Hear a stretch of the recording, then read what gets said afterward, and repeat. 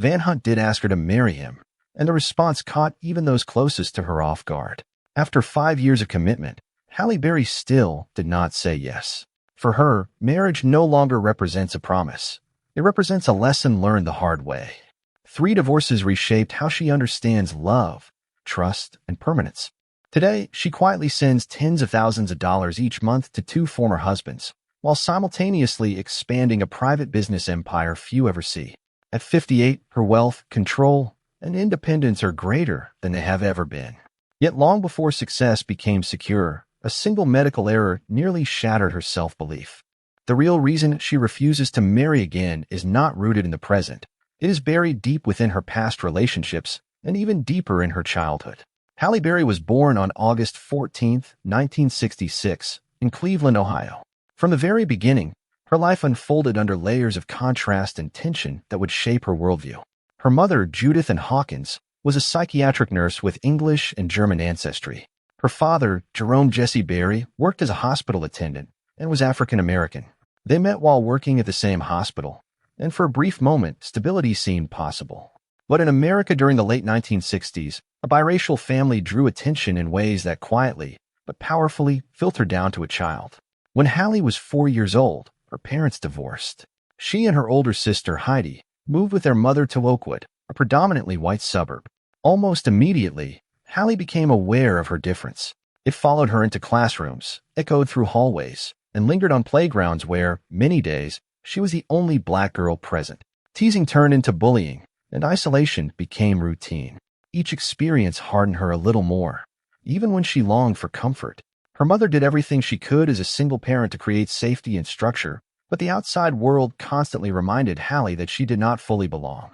What haunted her childhood, however, did not end at the school gates.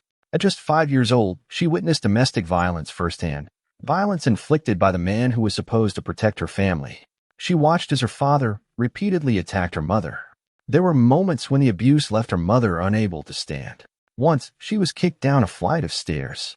Another time, a wine bottle struck her head. Halle remembered hiding in fear while her sister sometimes tried to intervene. The terror of those moments embedded itself deep within her, lingering long after the bruises faded. That trauma followed her into adulthood, shaping both her fears and her longing for stability. Years later, Halle would openly acknowledge that she found herself drawn into abusive relationships of her own, unconsciously echoing the patterns she had grown up watching. Even so, she never abandoned the idea of a peaceful, loving family, something steady and gentle, something she had never known as a child. At Bedford High School, survival became strategy. Halle learned that excellence could be armor. She earned honor roll status, edited the school newspaper, joined cheerleading, and was crowned prom queen. To outsiders, it looked effortless. In reality, it was deliberate. She pushed herself relentlessly, believing achievement might help her blend in, or at least protect her. It carried her forward. After graduation, she enrolled at Cuyahoga Community College to study broadcast journalism, briefly imagining a future delivering stories from behind a news desk. Then her perspective shifted. She realized she did not want to report life from a distance. She wanted to step into it. She turned toward pageants, modeling, and acting, fields where presence and confidence mattered as much as skill. Her upbringing had already taught her how to fight for space. Now she was ready to claim it. Her breakthrough came quickly. At 17, in 1985, she won the Miss Teen All-American pageant representing Ohio, an uncommon achievement for a black teenager at the time. The following year, she was crowned Miss Ohio USA and placed first runner-up at Miss USA. That same year, she competed on the world stage at Miss World, finishing 6th and becoming the first African-American woman to represent the United States in that competition. Judges awarded her the highest interview score at Miss USA, signaling something beyond beauty, poise, intelligence, and command. The pageant world gave her visibility, but more importantly, it placed her where she had once believed she would never belong. It also quietly expanded what was possible for others watching from the margins. Success, however, did not soften reality. After her pageant rise, Halle moved first to Chicago and then to New York City to pursue modeling and acting. At just 18 years old, she ran out of money in New York. With no safety net, she slept in a homeless shelter, then at a YMCA. When she called home for help, her mother refused to send money, telling her it was time to learn how to survive on her own. Halle later said that moment reshaped her entirely. She worked wherever she could, waiting tables, bartending, and attending auditions with little more than determination and resilience. The climb was unforgiving, and racism made every step steeper. But by then, hardship was familiar territory. She had been preparing for this fight long before she ever stepped onto a stage or in front of camera. Yet every disappointment added another layer of endurance, strength she would draw on again and again. Her first meaningful step into acting came in 1989 with a television sitcom titled Living Dolls. The series lasted only 13 episodes, but its impact on her career was lasting. Playing Emily Franklin, she proved she could deliver rhythm, charm, and emotional presence that went far beyond a modeling resume. When the show ended, she did not disappear with it. Instead, she returned to auditions, accepting smaller roles and steadily refining her craft. Living Dolls may have felt minor at the time, but it marked the transition from anonymous newcomer to a face casting directors remembered. Her first true film breakthrough arrived in 1991 when Spike Lee cast her in Jungle Fever. She played Vivian, a crack addict whose life had collapsed under addiction and despair. Determined to earn the role, she stripped away every trace of glamour. No makeup, no polished appearance, no effort to look appealing. She stopped washing, walked into auditions deliberately unguarded, and embodied the character's unraveling. Spike Lee initially doubted she could carry such a role. When she returned transformed, he changed his mind. The film premiered on June 7, 1991, and critics took immediate notice. That performance dismantled the industry's narrow view of her and established her as an actress capable of depth, discomfort, and emotional risk. In 1992, she appeared in Boomerang as Angela Lewis, opposite Eddie Murphy. Released on July 1st, the film became a defining cultural moment. While Robin Givens portrayed the glamorous executive, Halle's quieter, grounded presence resonated deeply with audiences. She felt authentic, someone viewers recognized and trusted. Boomerang earned more than $71 million worldwide and solidified her place in Hollywood as more than a rising talent. It also subtly reshaped expectations for romantic leads, showing that Black actresses could occupy roles rooted in warmth, intelligence, and emotional realism. She continued choosing projects with substance. In Losing Isaiah in 1995, she portrayed Kyla Richards, a mother struggling with addiction who abandons her infant son. Released on March 17th, the film sparked difficult conversations about race, motherhood, adoption, and recovery. Critics described her performance as fearless. Though the film did not dominate the box office, her work left a lasting impression and reinforced her refusal to take easy roles. One of her most profound transformations came in 1999 with HBO's introducing Dorothy Dandridge. She embodied Dorothy Dandridge, the first Black woman nominated for an Academy Award for Best Actress, a pioneer whose legacy had long been overlooked. When the film aired on September 19th, viewers witnessed not only Dandridge's elegance but also the isolation and heartbreak beneath her success. Halle earned both a Golden Globe and an Emmy for the role. More importantly, she felt she had revived a story history had neglected. By the close of the 1990s, she had become an actress Hollywood could no longer ignore, one who sought honesty, transformation, and courage in every performance. Each role pushed against the narrow boundaries imposed on Black women in the industry, proving complex stories belonged to them as much as anyone else. That steady climb culminated in 2001 with Monsters Ball. She approached the role of Letitia Musgrove with an intensity that bordered on reckless. The character carried overwhelming grief, racial tension, and raw vulnerability. The film's modest budget and explicit emotional demands led even her own representatives to urge her to walk away. She refused. She once said she would rather end her career doing something that mattered than play it safe. When filming began, she gave everything, emotionally and physically. At the 2002 Academy Awards, her name was announced for Best Actress. She became the first Black woman to ever win the award. Her voice shook as she dedicated the moment to women of color who had been unseen for generations. The achievement was historic and isolating. As of 2025, no other Black woman has won Best Actress since. The victory glowed brightly, yet stood alone. She also received a BAFTA, a Golden Globe, and a Screen Actors Guild Award for the same role, but the weight of that singular moment only grew heavier with time. While that recognition reshaped cinematic history, another side of her career was quietly transforming popular culture. In 2000, she debuted as Storm in X-Men, her white hair and commanding calm introducing audiences to a superhero unlike any they had seen. Women of color were rarely placed in positions of power within the genre, and her presence alone shifted expectations. She returned in X2 in 2003 and again in 2006, where Storm stepped forward after Cyclops' death to help lead the team through Crisis. In 2014's Days of Future Past, she returned once more, older, battle-worn, fighting in a fractured world until her character's final moments. She later said she understood Storm's quiet strength because she, too, had often felt invisible in Hollywood. Critics sometimes wished the films had allowed Storm greater focus, but global audiences embraced her. The role widened doors that had once been firmly closed. Then came a moment that would live permanently in pop culture. In 2002, she appeared as Jinx Johnson in Die Another Day. Rising from the ocean in an orange bikini, she evoked the iconic image of Ursula Andress, creating one of the most replayed scenes in James Bond history. This Bond girl fought, led, and stood as an equal rather than decoration. While the film itself received mixed reviews, her performance stood out so strongly that studios discussed a possible spin-off centered on Jinx. It never materialized. Still, she expressed gratitude for being part of a franchise whose legacy stretched across generations, another reminder that her presence had quietly rewritten expectations yet again. Then came the collapse.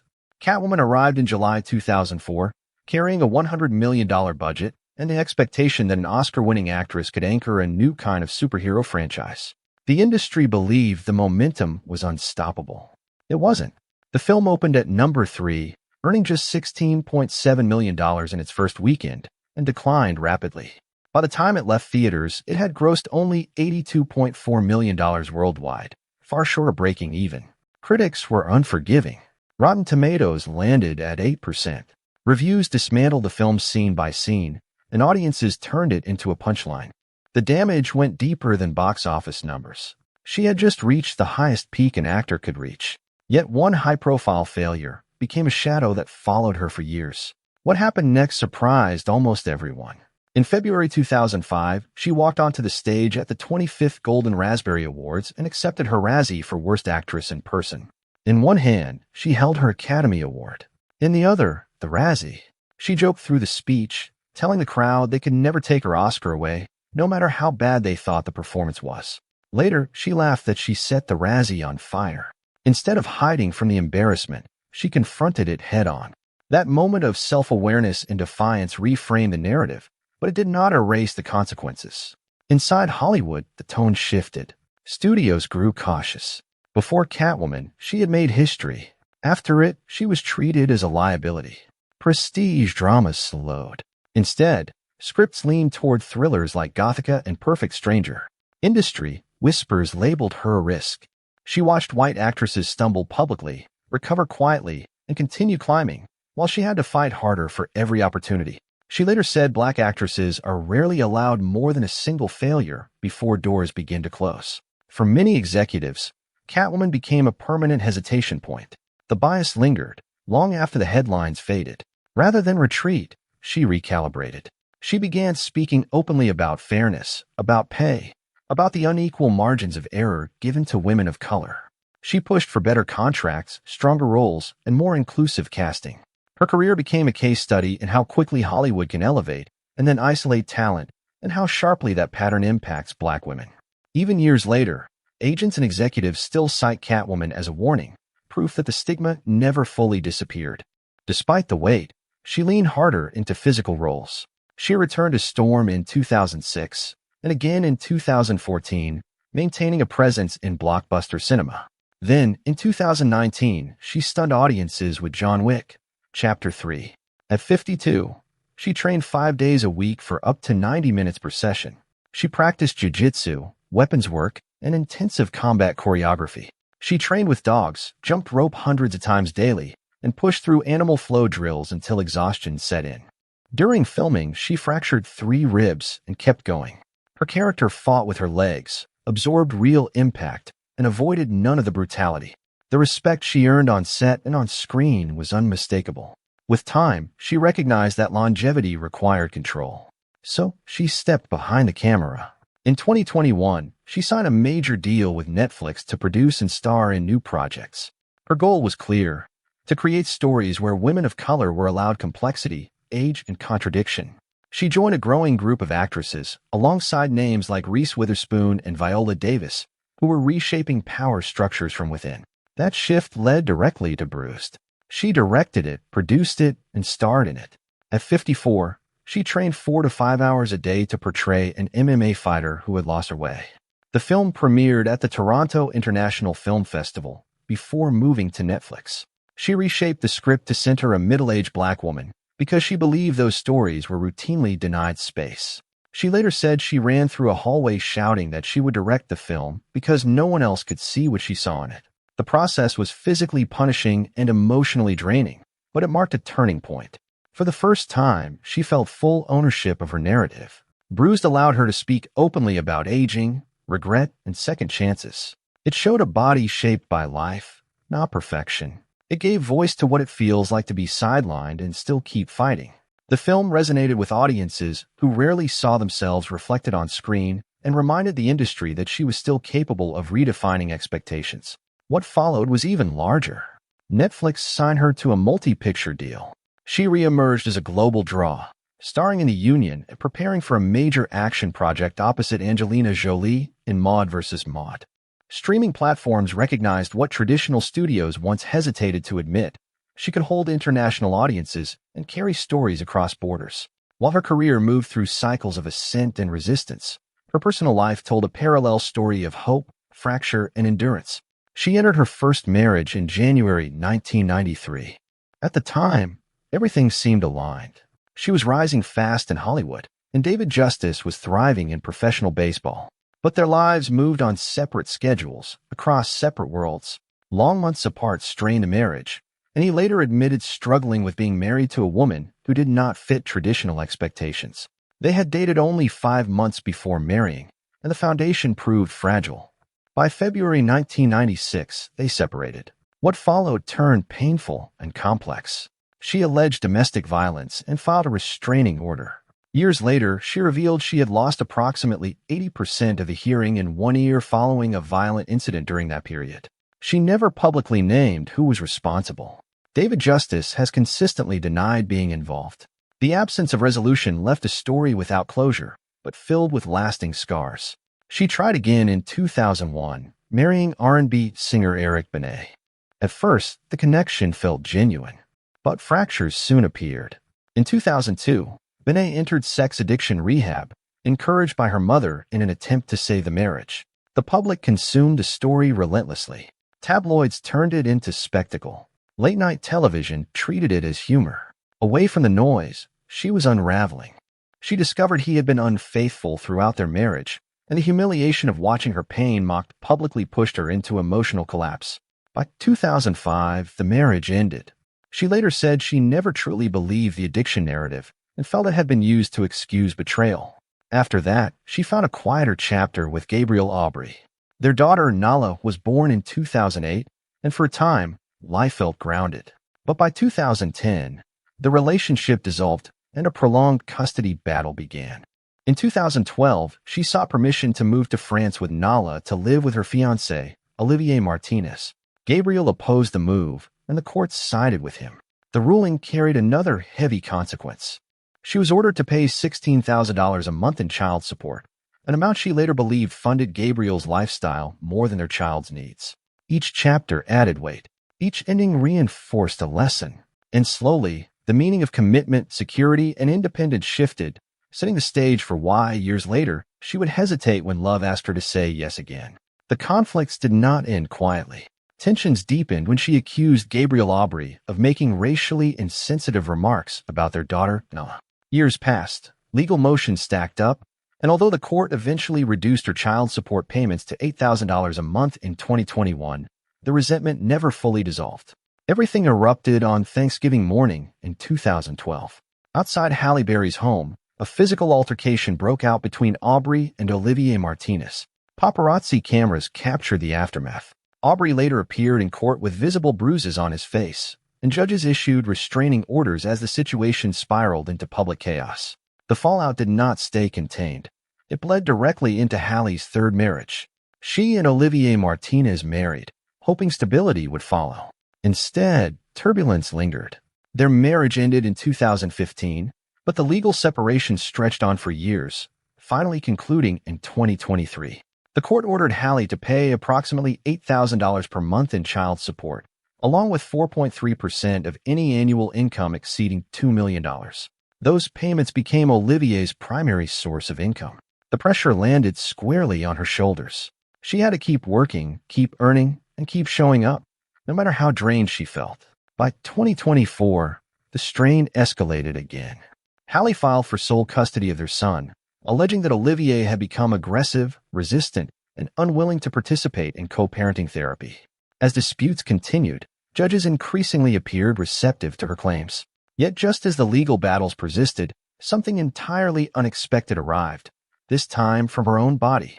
In 2022, at age 54, she woke up in severe vaginal pain following a night with her partner, Van Hunt.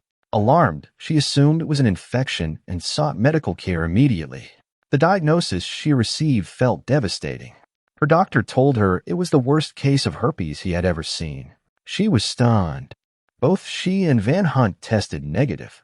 The conclusion made no sense. Trusting her instincts, she began researching her symptoms on her own. What she discovered was startlingly clear. The pain, dryness, and sudden changes aligned not with an infection, but with perimenopause, a transitional phase millions of women experience with little guidance or support. In 2024, she publicly shared the experience at the Proper Daily Summit alongside First Lady Jill Biden. Her story resonated because it wasn't rare. Only about 20% of OBGYNs in the United States receive formal menopause training. The gap leaves millions of women misdiagnosed, dismissed, or left to suffer in silence. That realization shifted something in her.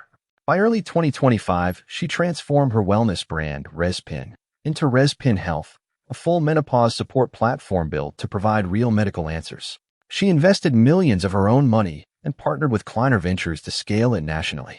The platform uses more than 150 data points to create personalized monthly care plans, offering private community spaces, expert-led sessions, and direct access to menopause specialists. By March 2025, ResPin Health had already reached more than 50,000 women and was expanding rapidly.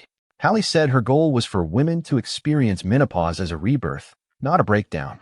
That belief carried her into public advocacy. At the New York Times DealBook Summit in December 2025, she openly challenged California Governor Gavin Newsom. She criticized him for vetoing Assembly Bill 432, a bipartisan measure aimed at expanding menopause coverage. He had vetoed similar legislation twice, citing cost concerns. Advocates, including Halle, argued the bill had already been revised to address those issues. Newsom's team acknowledged her passion, but no new legislation followed. The debate remained unresolved, and she refused to let it fade. When Halle spoke about rebirth, it was personal. She said menopause was not an ending, but a beginning. At 58, she was relaunching not just her career, but her voice. She reminded audiences that only about 3% of leading roles in Hollywood go to women over 50. In 2024, she traveled to Washington, D.C., pushing for federal funding for menopause research and medical education. Her own misdiagnosis entered medical discussions as a real-world example of systemic failure, and proof that one woman speaking loudly could expose an industry-wide blind spot. In May 2025, she took on another historic role, joining the competition jury at the Cannes Film Festival. In the event's 78-year history, only a handful of Black women had ever held that seat. For 10 days, she joined Juliette Binoche and Jeremy Strong in evaluating 21 films. She later called it one of the great honors of her career, saying her 3 decades in acting gave her a perspective that allowed her to see stories others might miss. Her presence brought a noticeably more inclusive energy to the festival. There was lighter drama as well. She initially planned to wear a sculptural gown by Gaurav Gupta, featuring a dramatic, sweeping train.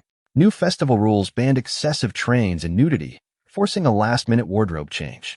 She switched into a striped Jacquemus dress and laughed it off, saying she would respect the rules. Even so, the original design sparked conversation across fashion circles, and despite the change, she still commanded attention on the red carpet. Just days earlier, on May 5th, she had returned to the Met Gala for the first time in nearly a decade. She wore a sheer Laquan Smith gown adorned with Japanese bugle beadwork, a piece that required over 1,000 hours to complete. She paired it with a cropped tuxedo blazer and a diamond Cartier necklace. The look dominated fashion headlines for days. At 58, she stood unapologetically confident, turning the carpet into her stage. Throughout all of this, her relationship with Van Hunt remained steady. They met in 2020 through a mutual friend, and by 2025 had been together for 5 years. He proposed, but she did not give a clear yes. Her past marriages had taught her caution. She said she did not need a ring to validate love. While she admitted marriage might still happen, those close to them said the bond felt different. She appeared calm with him, supported, understood, grounded. Their public appearances were quiet, affectionate, and free of chaos. By 2025, Halle Berry was no longer defined solely as an actress or an icon of the past. She had become an advocate for women navigating age, race, and invisibility. She launched platforms, challenged political leaders, and supported legislation like the Advancing Menopause Care and Midlife Women's Health Act. She spoke openly about how society tries to shrink women as they grow older, and how she refused to comply. She called this chapter her era of self-definition.